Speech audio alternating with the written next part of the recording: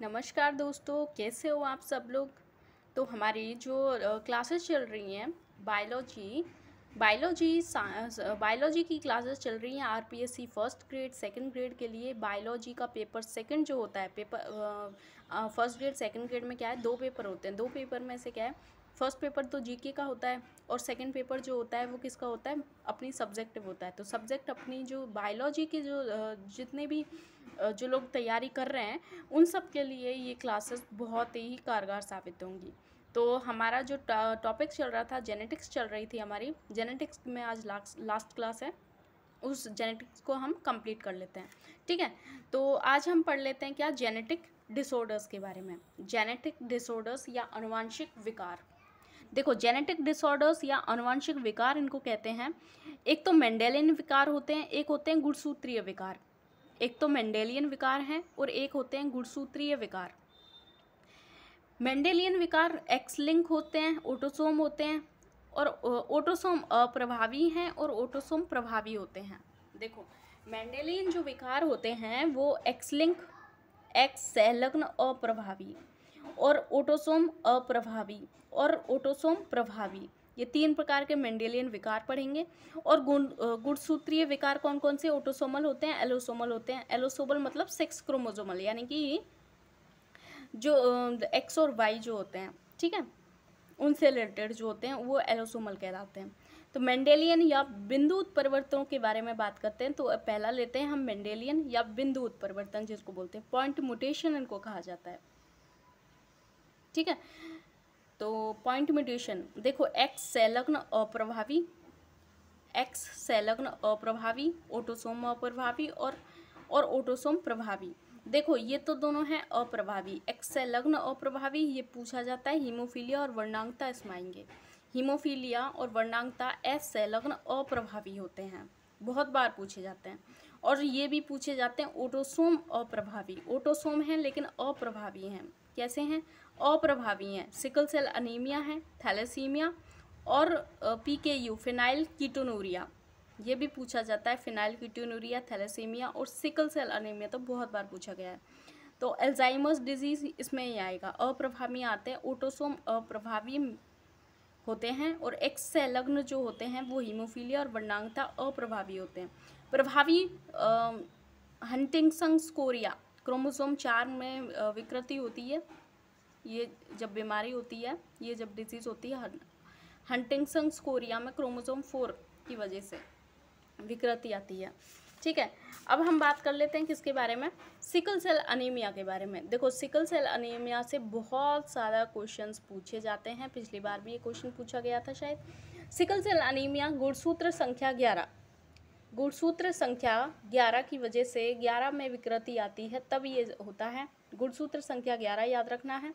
Autosomal recessive disorder है, अप्रभावी है, रिसेसिव यानी कि अप्रभावी डिसऑर्डर है। O2 की यानी कि ऑक्सीजन की कमी की वजह से जो आरबीसी होती है वो कैसी होती है, हसियाकार शेप हो जाती है। आरबीसी कैसी हो जाती है, हसियाकार शेप हो जाती है आरबीसी की। ठीक है, इसमें क्षार प्रतिस्थापन के कारण, इसमें क्षार का क्या होता है, प्रतिस्थापन होता है। क्षार प्रतिस्थापन के कारण जो कोडोन होता है, जो कोडोन किसको कहेंगे, डीएनए का जो ट्रिक होता है ना, उसी को बोलते हैं कोडोन। जो कोडोन होता है कौन सा, ग्लूटामिक एसिड। ग्लूटामिक एसिड के स्थान पर क्या आ जाता है, वेलिन एसिड आ जाता है। ग्लूटामिक एसिड के स्थान पर वेलिन एसिड को वो कोड कर लेता है। ये पिछली बार ही क्वेश्चन पूछा गया था। ठीक है, कौन सा, ग्लूटामिक एसिड के स्थान पर वेलिन एसिड को वो कोड करने लग जाता है, तो क्षार प्रतिस्थापन हो जाता है। ठीक है, इसमें और इसमें क्या होता है कि जैसे एमआरएनए की चेन है, तो क्या होता है, ये जो कोडोन है GAG जो कोडोन है, ये ग्लूटामिक एसिड को कोड करता है, लेकिन एमआरए में क्या आ जाता है, GUG आ जाता है। GUG इसका मतलब क्या है, GUG किसको कोड करता है, वेलिन एसिड को। GAG की जगह GUG को कोड करने लगता है, यानी कि ग्लूटामिक एसिड की जगह ये वेलिन एसिड को कोड करने लगता है, गुणसूत्र संख्या 11 की वजह से। 11 पे होता है ये सब। थैलेसीमिया, थैलेसीमिया में क्या होता है कि ऑटोसोमल रिसेसिव है, रिसेसिव यानी कि अप्रभावी है। कौन सा है, ऑटोसोमल है। ठीक है, जो हीमोफीलिया के अल्फा बीटा पॉलीपेप्टाइड के अपहासित संश्लेषण के कारण होता है। जो हीमोफीलिया के अल्फा बीटा पॉलीपेप्टाइड के अपहासित संश्लेषण के कारण होता है। अल्फा थैलेसीमिया और बीटा थैलेसीमिया ये होता है 16वें गुणसूत्र में विकृति आती है अल्फा थैलेसीमिया में, और बीटा थैलेसीमिया जो होता है वो 11वें गुणसूत्र में विकृति के कारण होता है थैलेसीमिया। ठीक है, ऑटोसोमल रिसेसिव है, ये ध्यान रख लेना, अप्रभावी है। फिनाइलकीटोनुरिया बहुत बार पूछा जाता है। गुणसूत्र संख्या 12 ध्यान रखना है। क्या ध्यान रखना है? गुणसूत्र संख्या 12 में विकृति आती है PKU, फिनाइलकीटोनुरिया होता है। ऑटोसोमल रिसेसिव है, अप्रभावी है। ऑटोसोमल अप्रभावी है। जो टायरोसिन की फिनाइल एलेनिन उपापचय से संबंधित होता है। किससे होता है? टायरोसिन की फिनाइल एलेनिन उपापचय से संबंधित होता है। इसमें क्या होता है कि यकृत में एक एंजाइम पाया जाता है जिसको बोलते हैं phenyl alanine hydroxylase. Phenyl alanine hydroxylase में क्या हो जाती है? कमी हो जाती है। गुणसूत्र संख्या 12 में क्या होता है कि यकृत एंजाइम फिनाइल एलेनिन हाइड्रोक्सिलेज की कमी हो जाती है गुणसूत्र संख्या 12 में।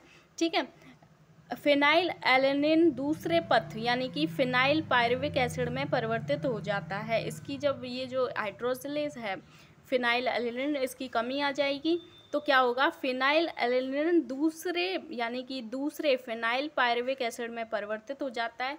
किसमें? फिनाइल कीटोनुरिया में। गुणसूत्र संख्या 12 ध्यान रखना है। सिस्टिक फाइब्रोसिस में क्या होता है कि गुणसूत्र 7 पर प्रेजेंट जीन के कारण होता है। गुणसूत्र 7 पर, कौन सा? 7। गुणसूत्र 7 पर प्रेजेंट जीन के कारण होता है। विकृत ग्लाइकोप्रोटीन के कारण अग्नाशय तथा फेफड़ों में मोटी म्यूकस विकसित होती है। वे अग्नाशय में रेशेदार सिस्ट फॉर्मेशन होते हैं। सिस्टिक फाइब्रोसिस के बारे में बात करें तो गुणसूत्र 7 पर प्रेजेंट होता है, ये जीन के कारण होता है। विकृत ग्लाइकोप्रोटीन के कारण अग्नाशय तथा फेफड़ों में क्या होता है?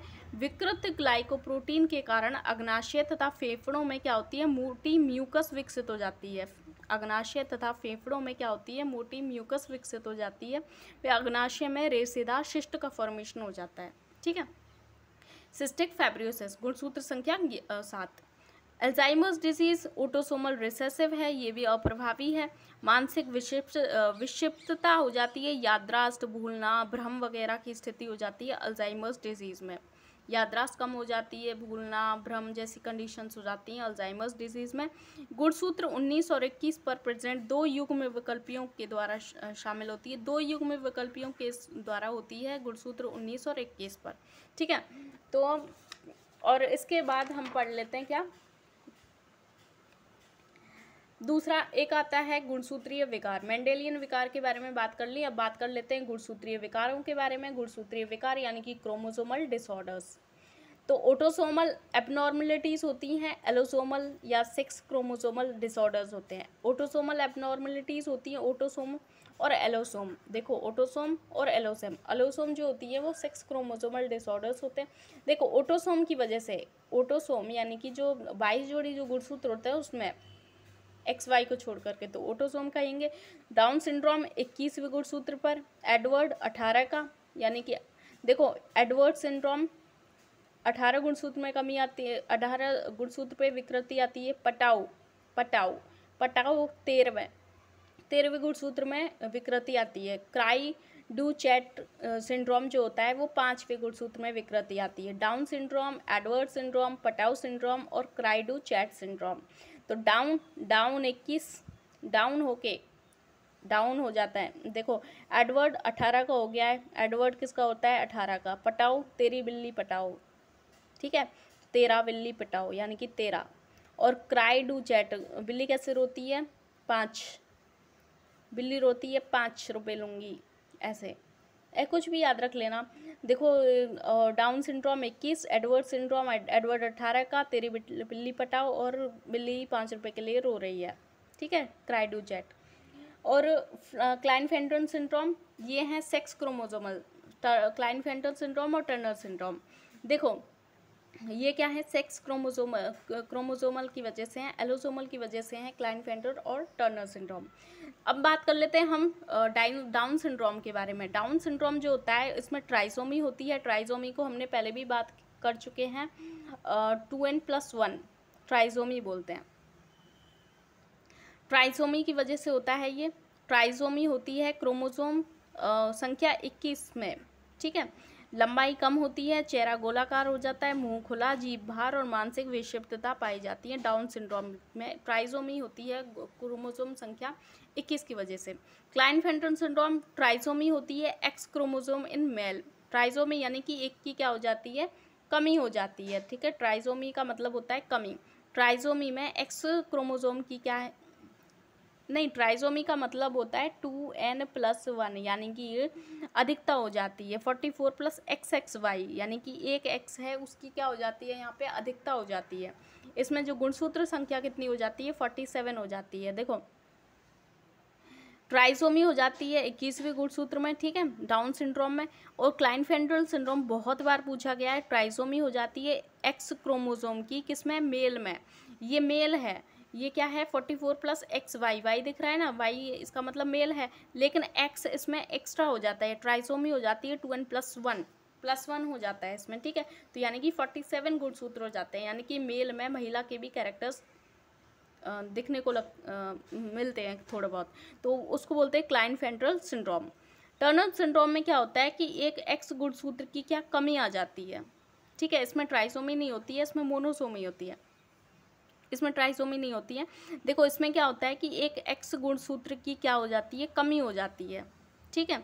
एक एक्स गुणसूत्र की कमी हो जाती है किसमें, मादा में। तो मादा इनफर्टाइल हो जाती है, मादा बंद हो जाती है, इसमें अविकसित स्तन, अपहासित अंडाशय हो जाता है, मासिक चक्र भी इसमें नहीं पाया जाता है। मासिक चक्र भी इसमें क्या होता है, नहीं पाया जाता है, ठीक है। तो जी ये टर्नर सिंड्रोम होता है, इसमें एक एक्स गुणसूत्र की कमी हो जाती है मादा में। 44 + X 0 हो जाता है यहाँ पे, यानी कि एक्स की कमी हो जाती है मादा में, तो 45 गुणसूत्र ही रह जाते हैं टर्नर सिंड्रोम में। मादा किस में चेंज हो रही है, तो मादा, इसमें मादा में कमी आ रही है, ठीक है, इनफर्टिलिटी बढ़ रही है टर्नर सिंड्रोम में। अब एक हमारा छोटा सा टॉपिक रह गया था। देखो हमने म्यूटेशंस के बारे में वही बात की थी, तो इसमें से भी हार्डी विनबर्ग जो इक्विलिब्रियम है, इसका छोटा सा टॉपिक रह गया था, उसके बारे में हम यहाँ पे चर्चा कर लेते हैं, ठीक है। हार्डी विनबर्ग इक्वेशन म्यूटेशन से संबंधित होती हैं, ठीक है। ये जो नियम है हार्डी विनबर्ग जो इक्विलिब्रियम है, देखो ये किस में होता है, लो जेनेटिक ड्रिफ्ट, जो जहाँ पे बहुत ज़्यादा पॉपुलेशन पाई जाती है, जहाँ पे बहुत ज़्यादा पॉपुलेशन पाई जाती है और जेनेटिक ड्रिफ्ट वहाँ पे नहीं होते हैं। जेनेटिक ड्रिफ्ट का मतलब है, जेनेटिक ड्रिफ्ट होते हैं पॉपुलेशन साइज से। जेनेटिक ड्रिफ्ट यानी कि उसमें कोई भी जो म्यूटेशंस हैं, जो जेनेटिक ड्रिफ्ट हैं वहाँ पे नहीं पाए जा रहे हैं, यानी कि रैंडम मीटिंग हो रही है। पॉपुलेशन डिप्लॉयड है। पॉपुलेशन कैसी है, देखो इसकी कुछ शर्तें हैं। देखो लार्ज पॉपुलेशन होनी चाहिए, बहुत ज़्यादा बड़ी पॉपुलेशन होनी चाहिए। मीटिंग भी वहाँ पे रेगुलरली जैसे हो रही हैं, मीटिंग वगैरह हैं वो भी नॉर्मली होनी चाहिए। उसके बाद पॉपुलेशन जो है वहाँ पे डिप्लॉयड होनी चाहिए, है ना, डिप्लॉयड पॉपुलेशन होगी। और म्यूटेशन वहाँ पे नहीं होने चाहिए, म्यूटेशन जो होंगे वहाँ पे नहीं होंगे, ठीक है, म्यूटेशन नहीं होंगे। नेचुरल सिलेक्शन भी नहीं होगा, माइग्रेशन भी नहीं होना चाहिए, ये 3 चीज़ें नहीं होनी चाहिए। बहुत बड़ी पॉपुलेशन होनी चाहिए, मीटिंग भी वहाँ पे रेगुलरली हो, पॉपुलेशन वहाँ की डिप्लॉयड हो, लेकिन म्यूटेशंस नहीं हो, म्यूटेशंस उत्परिवर्तन नहीं हो उसमें, ठीक है, उनकी जो पीढ़ी दर पीढ़ी है, और उसमें नेचुरल सिलेक्शन भी नहीं हुआ हो, और माइग्रेशन भी हो, वो इधर उधर भी ना जाएं कहीं, उसी लार्ज पॉपुलेशन में रहें। तो शर्त जब ये पूरी हो जाती हैं तो क्या होता है कि जनरेशन में जीनोटाइप फ्रीक्वेंसी कांस्टेंट रहती है। इस कंडीशन में क्या होती है, जब ये शर्त पूरी हो जाती है तो उसमें जो जनरेशन है, वहाँ की जो जनरेशन है, एक पॉपुलेशन है वहाँ की, तो उसमें जीनोटाइप जो फ्रीक्वेंसी होती हैं वो कांस्टेंट रहेंगी, यानी कि एवोल्यूशन वहाँ पे होगा ही नहीं। यानी कि जो जीनोटाइप फ्रीक्वेंसी है वहाँ पे कांस्टेंट रहेगी, और वहाँ पे एवोल्यूशन क्या है, जो एवोल्यूशन है वहाँ पे वो होगा ही नहीं। इसकी इक्वेशन है P + Q = 1 होता है। P + Q का स्क्वायर बराबर 1 हो जाएगा, और P इसको जब खोलेंगे स्क्वायर को तो P² + Q² + 2PQ बराबर हो जाएगा 1। ये जीनोटाइप TUPQ क्या है, जीनोटाइप एलील है, जैसे AA बराबर PQ।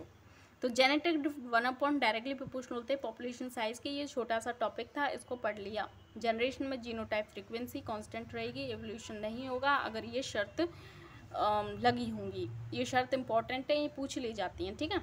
तो ये हमारा जो टॉपिक जेनेटिक्स का जो यूनिट थी वो कंप्लीट हो चुकी है, ठीक है। अब नेक्स्ट जो यूनिट है उसके बारे में हम नेक्स्ट क्लास में बात करेंगे, ठीक है। तब तक के लिए धन्यवाद, ठीक है, ओके।